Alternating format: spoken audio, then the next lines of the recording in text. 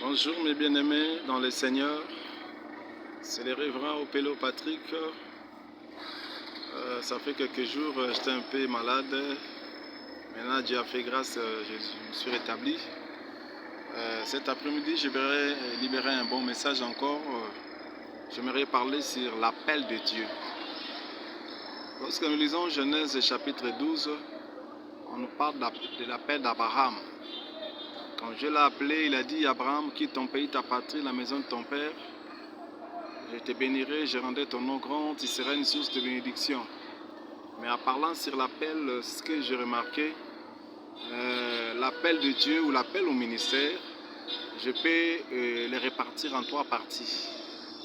Dans l'appel au ministère, il y a les présents. Non seulement il y a les présents, il y a aussi le futur. Mais entre les présents et les futurs, il y a un temps de préparation ou de formation. Dans les présents, nous voyons les exigences de Dieu. Quand Dieu appelle Abraham, il dit à Abraham, aussitôt qu'il appelle, aussitôt il lui dit, quitte ton pays, ta patrie, la maison de ton père, vers les pays que je te montrerai. Et Abraham devait répondre aux exigences de Dieu. Quand Dieu appelle une personne au ministère, la première des choses qu'il met dans les présents, c'est les exigences de Dieu. Voyez-vous, dès le début, quand vous avez reçu un appel ou un ministère, si vous n'arrivez pas à se soumettre aux exigences de Dieu, alors après, vous aurez un appel médiocre ou un ministère médiocre. Vous serez appelé à servir Dieu, mais avec beaucoup de dégâts, beaucoup de bêtises, parce que déjà dès le départ, vous avez faussé. Et Dieu ne rate pas les débits quand il appelle une personne. Voilà pourquoi il oblige, il établit ses exigences. Dans les présents, il dit Abraham, va-t'en de ton pays, de ta partie. C'est comme s'il chassait Abraham. Or, c'était ses exigences. Abraham devait se soumettre aux exigences de Dieu. Et Abraham était parti. C'est comme ça qu'il a réussi. Mais il y a toujours un temps de préparation. Il y a eu un temps de préparation. Il y a un temps de préparation lorsque Dieu appelle une personne dans le ministère. Un temps de formation et de préparation. Parce que quand on voit le futur, dans le futur, on voit déjà l'établissement de la personne. C'est là où il dit, tu seras une source de bénédiction. Je rendrai ton nom grand, la célébrité, la renommée. Ça, c'est les choses qui viennent lorsqu'une personne maintenant est établie dans le ministère. Mais avant qu'on arrive là, il y a un temps de préparation et de formation. Vous allez voir, Jésus-Christ lui-même, il a commencé son ministère à l'âge de 30 ans. À l'âge de 30 ans, les 30 ans en fait partie des temps de préparation ou de formation. Il a exercé seulement un ministère de 3 ans et demi.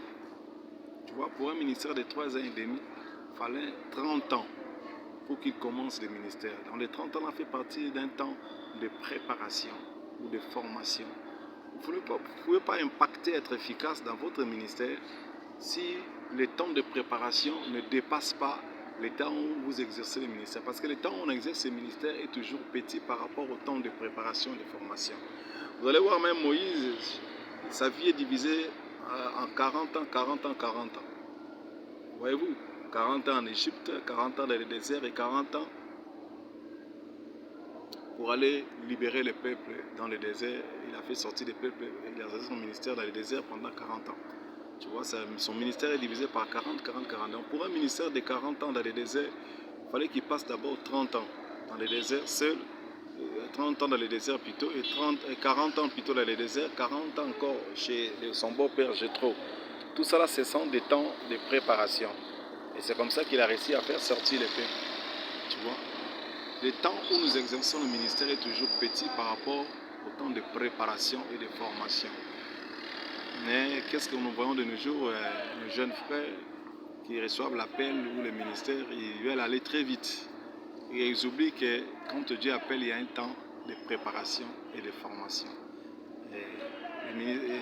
L'appel au ministère, je l'ai toujours divisé en trois parties. La première partie, nous voyons les exigences de Dieu. Et nous voyons aussi lorsqu'une personne maintenant obéit aux exigences de Dieu, c'est là où maintenant il va commencer à vivre une vie de foi. Pourquoi pas dire les choses qui étaient pour moi des gains, je regarde maintenant comme de la boue afin de gagner Christ. Tu vois, juste quand vous vous soumettez aux exigences de Dieu, c'est là où vous rentrez maintenant dans une autre vie. Vous allez maintenant commencer à vivre une vie de foi. Parce qu'Abraham devait aller là où il ne connaissait pas. Il fallait répondre aux exigences de Dieu. Une fois qu'il a répondu aux exigences de Dieu, alors il avait commencé maintenant une vie par la foi. C'est comme ça que fonctionne l'appel au ministère. Que Dieu vous bénisse. C'était votre bien-aimé, le révérend Opelo Patrick. Soyez bénis. Amen.